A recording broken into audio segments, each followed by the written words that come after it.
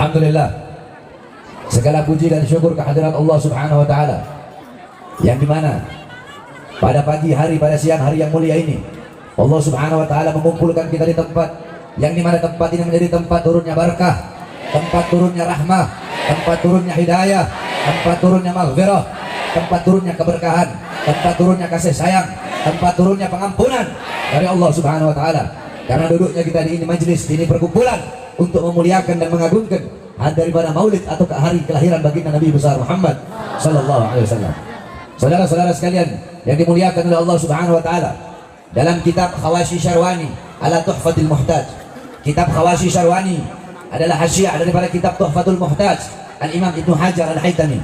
Kitab Tuhfatul Muhtaj Al-Imam Ibnu Hajar Al-Haytami adalah syarah daripada kitab Minhaj Al-Imam An-Nawawi. Dalam kitab tersebut qala muallif, inna afdhalal layali huwa lailatul maulidis syarif, thumma lailatul qadar, thumma lailatul jum'ah, thumma lailatul isra. Sesungguhnya malam yang paling mulia, malam yang paling utama, malam yang paling agung adalah malam kelahiran baginda Nabi besar Muhammad. Setelah malam kelahiran Nabi, baru malam Lailatul Qadar. Setelah malam Lailatul Qadar, baru malam Jumat. Pertanyaannya, kenapa malam Maulid, kenapa hari kelahiran Nabi lebih utama, lebih mulia, lebih agung daripada Lailatul Qadar? Padahal Lailatul Qadar adalah malam turunnya malaikat, malam turunnya Jibril, malam turunnya Quran, malam yang lebih utama daripada 1000 bulan. Tapi kenapa malam kelahiran Nabi lebih utama, lebih mulia, dan lebih agung daripada Lailatul Qadar? Al-Imam Al-Qastallani dalam kitabnya, beliau mengatakan, beliau menjelaskan bahwasanya malam kelahiran Nabi, malam Maulid lebih utama daripada Lailatul Qadar karena 3 sebab, karena 3 perkara. Apa itu? Yang pertama, Lailatul Qadar adalah malam turunnya malaikat, malam adanya malaikat.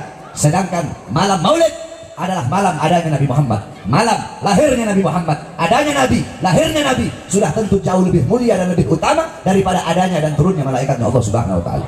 Yang kedua, malam Lailatul Qadar adalah anugerah Allah untuk Nabi Muhammad. Sedangkan malam Maulid adalah malam lahirnya sosok yang diberikan anugerah tersebut. Berarti kalau bukan karena malam kelahiran Nabi, tidak akan ada yang namanya malam Lailatul Qadar. Bahkan kalau bukan karena maulidnya Nabi, kalau bukan karena kelahiran Nabi, tidak akan ada hari-hari besar yang hari-hari besar yang lain dalam Islam. Tidak akan ada Idul Fitri, tidak akan ada Idul Adha, tidak akan ada Nuzulul Quran, tidak akan ada Ramadan, tidak akan ada Fathul Makkah, tidak akan ada Lailatul Qadar, tidak akan ada Isra wal Mi'raj, tidak akan ada Al-Quran, tidak akan ada ilmu, tidak akan ada amal, iman, Islam, takwa. Tidak akan ada itu semua kalau bukan diawali daripada maulid atau kelahiran baginda Nabi besar Muhammad sallallahu alaihi wasallam. Bahkan Al-Imam As-Sayyid Al-Habib Muhammad Ibn Ali Al-Maliki Al-Hasani radhiyallahu anhu rahimahullah, beliau pernah menukil perkataan daripada Al-Imam As-Sayyid Muhammad Amin Qutbi. Gal As-Sayyid Muhammad Amin Qutbi, ya lailatal itsnin madha safahat, wahai malam Senin, apa yang telah menyapamu? Kau begitu mulia, kau begitu agung, kau begitu luhur, kau begitu suci. Wahai malam Senin, engkau menjadi mulia, menjadi agung, menjadi suci. Karena dari mula, pada mula, berawal dari mula, hari-hari yang mulia dalam Islam itu ada berawal darimu. Karena pada mula lahir baginda Nabi besar Muhammad sallallahu alaihi wasallam. Oleh karenanya saudara-saudara, di hari Maulid kita duduk di majelis ini untuk bergembira dengan kelahiran baginda Nabi besar Muhammad sallallahu alaihi wasallam. Bersyukur kepada Allah atas lahirnya cahaya alam semesta, yaitu baginda Nabi besar Muhammad yang memerintahkan kita untuk berbahagia dengan lahirnya Nabi. Yang perintahkan bukan para ustadz, bukan para kiai, bukan para habaib, bukan para ulama, bukan para a'immah, bukan a'immatul arba', bukan Imam Maliki, bukan Imam Hanafi, Maliki, Syafi'i, Hambali, bukan para asfiya, bukan para tabi'in, bukan para tabi'in, bukan para sahabat, bukan Nabi Muhammad, bukan para anbiya, bukan para mursalin, bukan juga para malaikat, tetapi yang memerintahkan kita bergembira dengan lahirnya Nabi, dengan adanya Nabi, yang memerintahkan adalah Allah Subhanahu wa Ta'ala. Dalam Al-Quran Allah berfirman, "Qul bifadlillah wa birahmati fabidzalika falyafrahu." Katakanlah, dengan karunia Allah dan dengan rahmat Allah, maka dengan karunia dan rahmat tersebut falyafrahu, bergembiralah, berbahagialah dengan adanya karunia dan rahmat Allah Subhanahu wa Ta'ala. Apa karunia Allah? Karunia Allah adalah ilmu, karunia Allah adalah Islam, karunia Allah adalah iman. Maka dengan adanya ilmu, dengan adanya Al-Quran, dengan adanya Islam, dengan adanya iman, berbahagialah, bersukalah, bersukacitalah, bergembiralah. Terus apa rahmat Allah dalam ayat tersebut? Dalam kitab Tafsir Bil Ma'thur Al-Imam Baghawi, kitab Ma'alimut Tanzil, dijelaskan bahwasanya rahmat Allah dalam ayat tersebut sebagaimana dalam ayat yang lain Allah berfirman, wa ma arsalnaka illa rahmatan lil alamin. Tidak aku utus engkau wahai Muhammad kecuali engkau rahmat bagi seluruh alam semesta. Maka dengan adanya Nabi Muhammad sebagai rahmat Allah yang terbesar, rahmat Allah yang teragung, rahmat Allah yang termulia, falyafrahu, maka hendaklah mereka bergembira, hendaklah kita berbahagia, bergembira dengan adanya karunia dan rahmat Allah, yaitu baginda Nabi besar Muhammad sallallahu alaihi wasallam. Saudara-saudara, kita duduk di majelis memuliakan, mengagungkan kelahiran baginda Nabi besar Muhammad sallallahu alaihi wasallam, yang memerintahkan bukan para ustadz, bukan para kiai, bukan para ulama, bukan para habaib, bukan para asrafun salih, bukan para aimatul arba, bukan Imam Hanafi, Maliki, Syafi'i, Hambali, bukan para tabi'in, bukan para asfiya, bukan para sahabat, bukan Nabi Muhammad, bukan para malaikat, tetapi yang memerintahkan kita untuk memuliakan, untuk mengagungkan kelahiran baginda Nabi besar Muhammad. Yang pertama kali memuliakan dan mengagungkan kelahiran Nabi adalah Allah Subhanahu wa taala. Tetapi Allah memiliki cara tersendiri untuk memuliakan dan mengagungkan hari kelahiran baginda Nabi besar Muhammad. Bagaimana cara Allah untuk memuliakan dan mengagungkan maulidnya Nabi Muhammad sallallahu alaihi wasallam? Allah memiliki cara. Bagaimana cara Allah? Wulida sallallahu alaihi wasallam yaumul Itsnin, 12 min syahr Rabiul Awwal amal fil. Nabi Muhammad SAW beliau lahir pada hari Senin tanggal 12 bulan Rabiul Awal pada tahun gajah. Wasummiya ama wiladati amal fil li'anna al-malik al-Habasyah ja'a ila al-Ka'bah ja'a ila Makkah lihadu bil Ka'bah. Dinamakan tahun kelahiran beliau sebagai tahun gajah karena Raja Habasyah bersama pasukannya datang membawa pasukan gajah untuk menghancurkan Ka'bah. Fa ahlakallahu al-jaysh. Allah hancurkan pasukan gajah tersebut dengan apa? Dengan burung ababil yang Allah utus membawa batu dari neraka Sijil. Satu ekor burung membawa 3 buah batu, satu batu di mulutnya, satu batu di kaki kanannya, satu batu di kaki kirinya. Ketika itu burung lemparkan itu batu jatuh di atas kepala, tembus sampai ke kakinya pasukan gajah. Faja'alahum ka'asfin ma'kul. Allah jadikan, Allah binasakan, Allah hancurkan, Allah jadikan para pasukan gajah bagaikan daun yang dimakan ulat, berlubang. Ketika batu itu tembus di kepala, jatuh di kepala, tembus sampai ke kaki mereka. Allah hancurkan, Allah leburkan para pasukan gajah di hari kelahiran Nabi Muhammad SAW. Pertanyaannya, kenapa kok tepat di hari kelahiran Nabi? Apakah mustahil sebelum mereka berangkat Allah hancurkan? Bisa Allah hancurkan sebelum mereka berangkat ke Mekah, atau sesudah mereka pergi, sesudah mereka balik dari Mekah. Tapi kenapa Allah hancurkan mereka tepat di hari kelahiran Nabi? Tasyrifan wa takriman wa ta'ziman li maulidin Nabi sallallahu alaihi wasallam, untuk memuliakan, mengagungkan hari kelahiran Nabi Muhammad sallallahu alaihi wasallam. Api majusi yang selama ribuan tahun tidak pernah padam, Allah padamkan di hari kelahiran Nabi Muhammad. Kenapa Allah padamkan di hari kelahiran Nabi? Apakah Allah nggak bisa padamkan sebelum Nabi lahir? Bisa. Tidak mustahil bagi Allah memadamkan sebelum Nabi lahir atau sesudah Nabi lahir. Tapi kenapa Allah padamkan di hari kelahiran Nabi Muhammad SAW untuk memuliakan dan mengagungkan hari kelahiran baginda Nabi besar Muhammad? Tiang-tiang daripada istana Romawi Allah hancurkan di hari kelahiran Nabi. Kenapa di hari lahir Nabi? Kenapa tidak sebelum Nabi lahir atau sesudah Nabi lahir? Kenapa di hari lahir Nabi? Untuk memuliakan dan mengagungkan hari kelahiran Nabi Muhammad SAW. Sumur-sumur yang kering memancarkan air di hari kelahiran Nabi. Pohon-pohon yang kering menumbuhkan, tumbuh kembali daunnya, berbuah di hari kelahiran Nabi. Allah pancarkan sumur-sumur yang kering, air Allah pancarkan. Pohon-pohon yang kering Allah tumbuhkan dedaunannya. Kenapa di hari lahir Nabi? Apakah tidak bisa sebelum Nabi lahir? Bisa. Apakah tidak bisa sebelum Nabi lahir? Bisa. Tidak mustahil bagi Allah. Tapi kenapa di hari lahirnya Nabi? Untuk memuliakan dan mengagungkan kelahiran Nabi Muhammad SAW. Seperti itulah cara Allah memuliakan dan mengagungkan hari kelahiran kekasihnya, yaitu baginda Nabi besar Muhammad SAW. Maka intinya, jikalau kita duduk di ini majelis intisari maulid, jikalau intisari maulid adalah berbahagia dengan lahirnya Nabi, maka berarti Allah yang memerintahkan maulid. Kenapa? Karena Allah lah yang pertama kali Allah yang pertama kali memerintahkan bergembira dengan ada rahmatnya, yaitu baginda Nabi besar Muhammad SAW. Jikalau intisari maulid adalah memuliakan dan mengagungkan kelahiran Nabi Muhammad, maka berarti yang pertama kali zat yang memuliakan dan mengagungkan serta bermaulid kepada Nabi adalah zat Allah Subhanahu wa taala. Kalau intisari maulid adalah mengagungkan dan memuliakan hari lahirnya Nabi, maka Allah yang pertama kali bermaulid, karena Allah lah yang pertama kali memuliakan dan mengagungkan kelahiran baginda Nabi besar Muhammad sallallahu alaihi wasallam. Oleh karenanya kita duduk di sini bersyukur kepada Allah atas lahirnya Nabi Muhammad, sebagaimana Imam Busiri radhiyallahu an dalam Qasidah Muhammadiyahnya beliau katakan, Muhammadun syukruhu fardun alal umami. Muhammad bersyukur dengan adanya beliau, wajib bagi setiap umat untuk bersyukur dengan adanya baginda Nabi besar Muhammad. Oleh karenanya saudara-saudara, di negara Indonesia yang kita cintai ini, kalau udah masuk bulan Maulud Rabiul Awal, itu sampai Rabiul Akhir, sampai terus Jumadil Awal, Jumadil Akhir, terus tidak berhenti. Kalau udah masuk bulan Maulud, setiap ganggang, setiap lorong-lorong, setiap desa, setiap RT RW, setiap kelurahan, setiap desa, setiap camat, setiap wilayah, setiap kota, setiap daerah, dari Sabang sampai Merauke, semua umat Islamnya pasti merayakan Maulid Nabi besar Muhammad. Oleh karenanya umat Islam Indonesia menjadi salah satu umat yang dicintai oleh baginda Nabi besar Muhammad SAW. Sebab kenapa? Sebab tidak ada negara di seluruh dunia ini yang lebih banyak ketika bulan Maulid merayakan lahirnya Nabi, merayakan Maulidnya Nabi. Tidak ada negara yang lebih banyak merayakan Maulid Nabi seperti negara kita, yaitu Negara Kesatuan Republik Indonesia. Akan tetapi saudara-saudara, sayang seribu sayang, sungguh sayang seribu sayang, di negara yang mayoritas muslim, di negara Indonesia yang dimana ini adalah negara demokrasi, negara Indonesia yang dibangun oleh para ulama, negara Indonesia yang tanahnya telah dicuci dengan darah para syuhada, darah para pahlawan, darah para ulama, darah para santri. Di Indonesia kemarin ada satu orang cucu Nabi Muhammad SAW yang dimana ketika beliau sedang membuat beliau memuliakan, mengagungkan hari kelahiran kakeknya, beliau bikin acara Maulid Nabi Muhammad untuk berbahagia, untuk bersyukur, untuk bergembira dengan lahir kakeknya, dengan lahirnya Nabi kalian Nabi Muhammad SAW. Beliau membuat acara, malah beliau dipenjara. Siapa beliau? Beliau satu-satunya Habib yang masuk penjara karena merayakan Maulid Nabi, dan itu hanya terjadi di Indonesia. Beliau adalah Al-Habib Muhammad Rizik bin Hussein bin Syihab, saudara-saudara. Saya tanya, ini perbuatan zalim apa tidak? Zalim apa tidak? Zalim apa tidak? Ini adil apa tidak? Adil apa tidak? Alasannya PSBB, sedangkan tenaga kerja dari asing terus-terusan dikirim negara Indonesia, sedangkan masih banyak pribumi, pemuda-pemudi kita yang pengangguran tenaga kerja terus dikirim dari asing, saudara.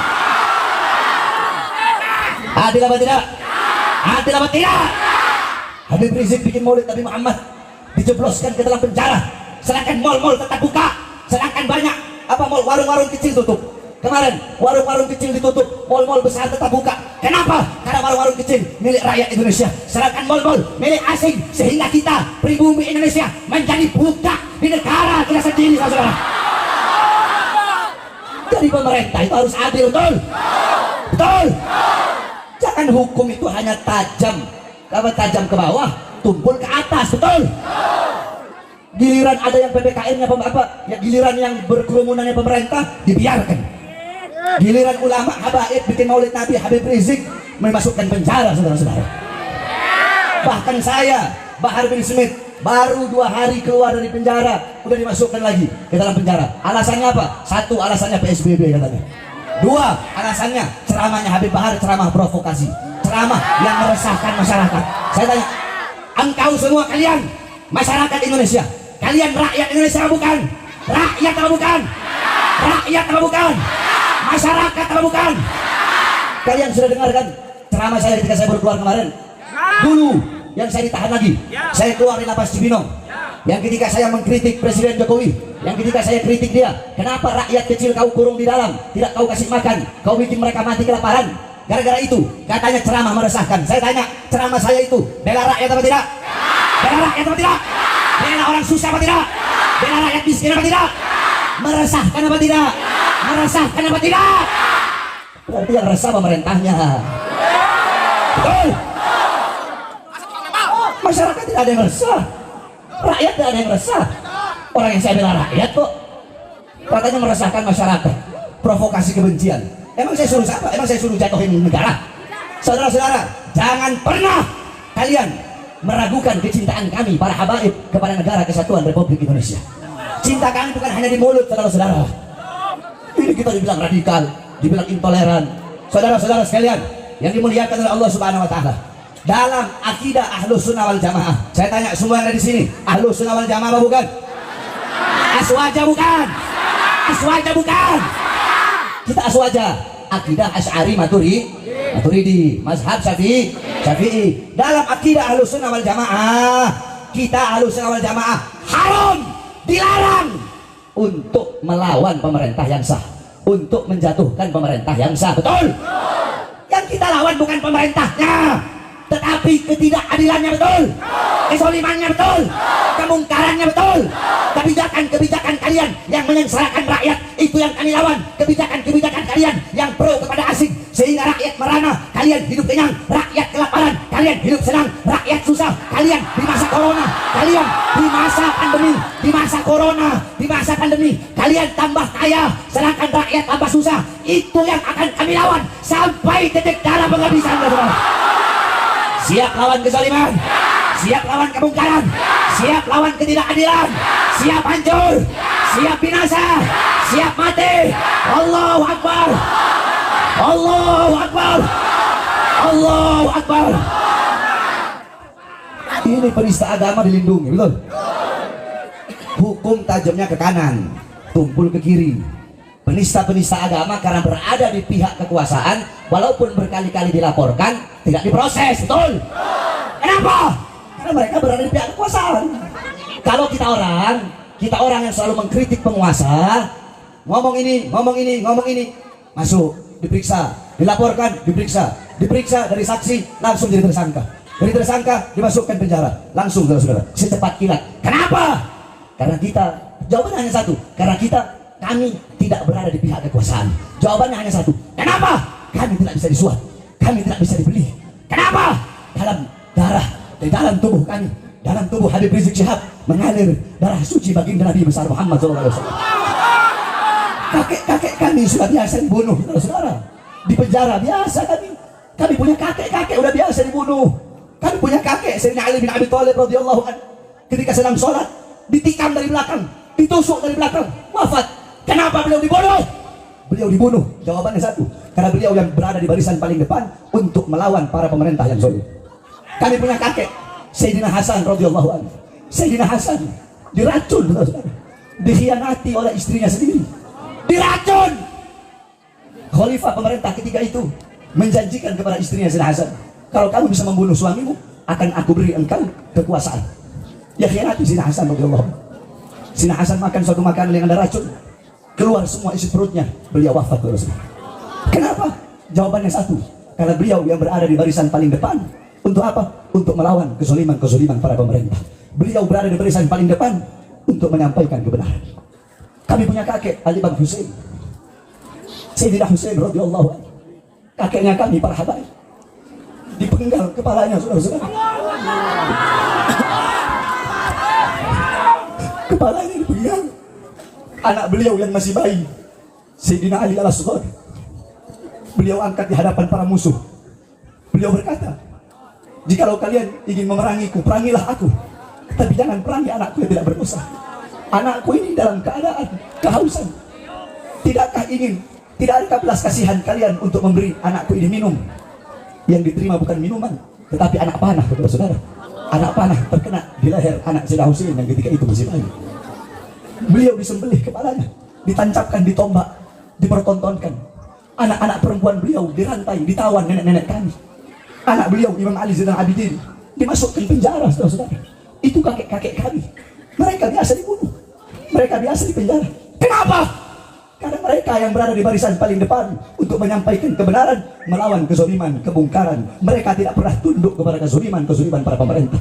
Darah beliau, darah beliau, darah pejuang mereka, darah keberanian mereka mengalir dalam tubuh Habib Rizik, mengalir dalam darah daging kami. Oleh karenanya kami para habaib bersumpah demi Allah, selama kedua mata kami masih terbuka untuk melihat ketidakadilan, untuk melihat kemungkaran, untuk melihat kezaliman, melihat penderitaan rakyat, melihat kesengsaraan rakyat, melihat para ulama dinistakan, maka selama itu juga kami akan tegak berdiri melawan kezaliman. Tidak akan pernah berhenti sampai mati, tidak akan mundur walaupun harus hancur, saudara-saudara.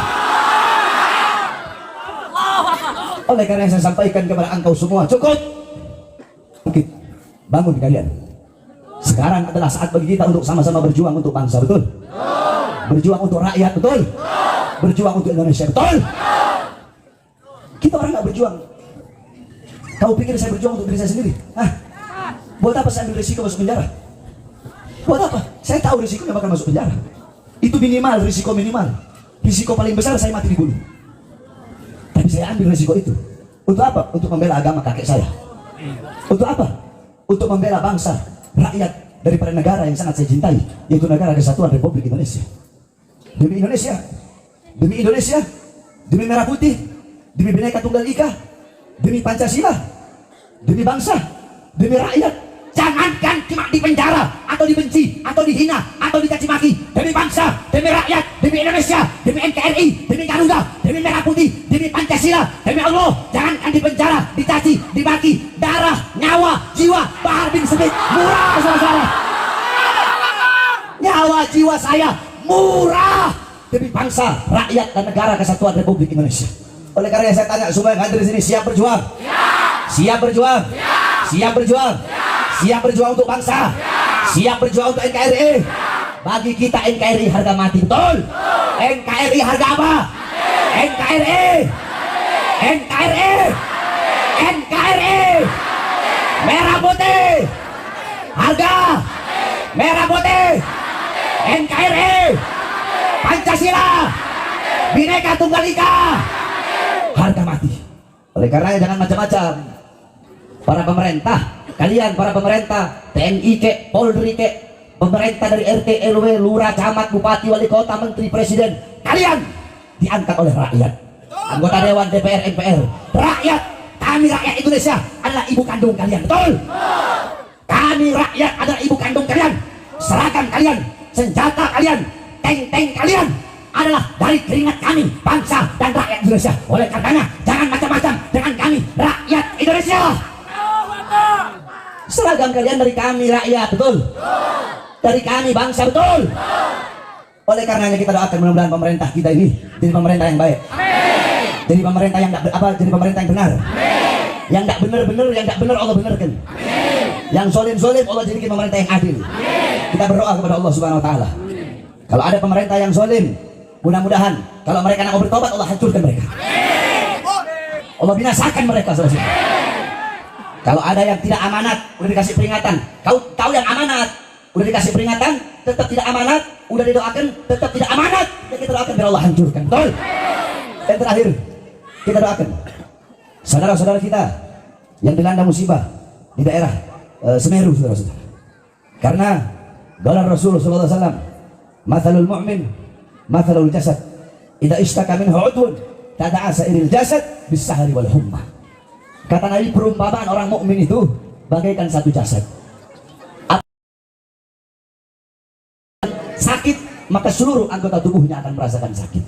Saya tanya, kalau kalian sakit gigi, yang sakit cuma gigi atau semua badan? Semua badan kan? Nggak mungkin sakit gigi hanya gigi aja yang sakit. Nah, begitulah perumpamaan orang mukmin. Apabila ada saudara kita yang terluka, maka luka mereka adalah luka kita juga. Penderitaan mereka adalah penderitaan kita juga. Saudara-saudara kita yang ditimpa musibah, musibah yang mereka alami sama seperti kita mengalami musibah. Mereka yang wafat, ada yang anak-anaknya menjadi yatim, sama seperti kita kehilangan orang tua kita menjadi yatim. Mereka istri-istri yang menjadi janda, sama seperti kita para suami yang kehilangan istri-istri kita. Sama seperti para istri kehilangan kita suami. Istri-istri yang menjadi janda, ya, atau suami-suami yang kehilangan istrinya, sama seperti kita para suami kehilangan istri kita. Mereka yang kehilangan anaknya, sama seperti kita kehilangan anak kita. Mereka yang kehilangan orang tuanya, sama seperti kita kehilangan orang tua kita. Mereka yang kehilangan harta bendanya, sama seperti kita kehilangan harta benda kita. Oleh karenanya penderitaan mereka, penderitaan kita juga. Sebab mukmin bagaikan satu tubuh, apabila ada sebagian yang merasa sakit, maka seluruh tubuh akan merasakan sakit. Kita bacakan Fatihah agar para arwah yang meninggal dalam musibah Semeru, mudah-mudahan Allah Subhanahu Wa Taala terima seluruh amal ibadahnya para saudara-saudara kita. Yang terkena luka, mudah-mudahan cepat Allah pulihkan, cepat Allah Subhanahu Wa Taala angkat segala macam penyakitnya. Dan kita doakan juga saudara-saudara kita yang berada di sana, yang sedang membantu, baik memberi bantuan berupa logistik, bahan pangan ataupun tenaga dan lain-lainnya. Kita doakan agar mereka dikuatkan langkah kaki mereka. Banyak orang bilang FPI begini, FPI begini, FPI begini, FPI begini. Orang yang ngomong begitu, ketika ada musibah mereka nggak nongol. Justru ketika ada musibah dan ada bencana, FPI lah yang selalu nongol, saudara-saudara. Betul? Kita ngomong kebenaran, betul? Yang ngomong FPI itu radikal, FPI itu intoleran. Yang ngomong begitu, lagi musibah, lagi bencana, nggak kelihatan comornya. Justru yang kelihatan adalah para FPI. Mudah-mudahan bukan hanya FPI, semua yang turut membantu, baik dari pemerintah atau dari sipil, mudah-mudahan Allah Subhanahu Wa Taala kuatkan langkah kakinya. Amin amin ya rabbal alamin. Terakhir, saudara-saudara, Sebelum saya tutup, bahwasanya kami, pondok pesantren kami sedang membangun pondok pesantren. Dan seperti yang sering saya sampaikan dari zaman dulu sampai sekarang, bahwasanya pondok pesantren saya haramkan menerima bantuan atau uang dari pemerintah. Bukan berarti saya anti pemerintah, enggak. Adapun pondok pesantren yang mau terima dari pemerintah silahkan, itu nggak salah, nggak apa-apa. Cuma saya ikhtiyat, tahu ikhtiyat? Apa? Berhati-hati, ikhtiyat. Saya takutnya apa? Takutnya kalau saya terima, nanti kayak ulama-ulama yang lain, dapat uang dari pemerintah, dapat uang dari pejabat, nanti dibilang, Beb, Ustaz, Yai, itu pejabat salah, itu RT, RW, lurah, camat, atau bupati, atau wali kota, atau menteri, atau presiden salah, atau jenderal, baleho, itu salah. Kenapa nggak ditegur? Nggak enak menegur, kemarin habis dikasih amplop. Nggak enak menegur, kemarin pesantren saya habis dikirimin semen. Makanya saya ikhtiyat, saya berhati-hati, saya tidak mau terima bantuan, karena itu tadi, takutnya nanti apabila ada kesalahan-kesalahannya, saya tidak enak untuk menegur. Makanya selama ini saya mau menegur aja. Kenapa? Saya tidak pernah terima sepeser pun, ditawarkan bahkan miliaran, ratusan miliar, saya tidak bisa dibeli, saya tidak bisa disuap, saya tidak bisa disodok, sebagaimana datuk-datuk saya bagi Nabi besar Muhammad SAW. Oleh karenanya diharapkan kepada seluruh hadirin untuk mengeluarkan hartanya di jalan Allah Subhanahu Wa Taala. Harta yang berada dalam kantongmu bukan harta milikmu, tapi harta yang kau keluarkan itu adalah harta milikmu. Tidak ada harta yang bisa menyelamatkan seseorang dalam kubur kecuali harta yang dikeluarkan